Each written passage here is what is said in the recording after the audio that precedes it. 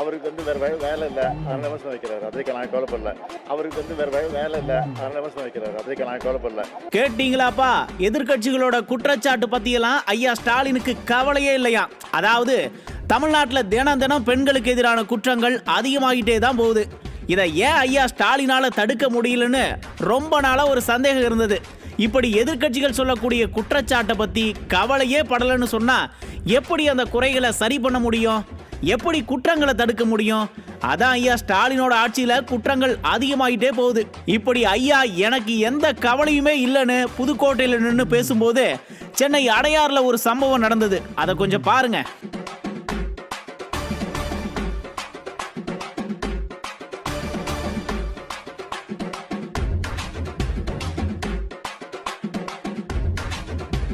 பாத்தீங்களா?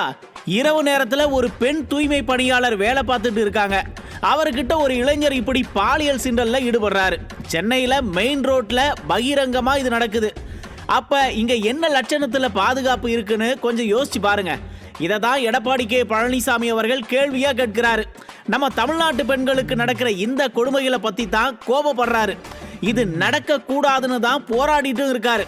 ஆனா அவர் சொல்ற எதை பத்தியும் கவலை இல்லைன்னு முதலமைச்சர் ஆணவமா பேசிட்டு இருக்காரு.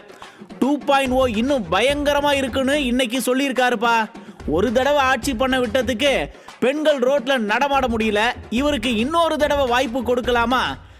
எங்க பாதிப்பு நடந்தாலும் யார் பாதிக்கப்பட்டாலும் துடிக்கிறவரு முதல்வர் ஆகணுமா, இல்ல எனக்கு கவலையே இல்லைன்னு பேசுறவரு முதல்வர் ஆகணுமான்னு மக்கள் நீங்க தான் முடிவு பண்ணணும்.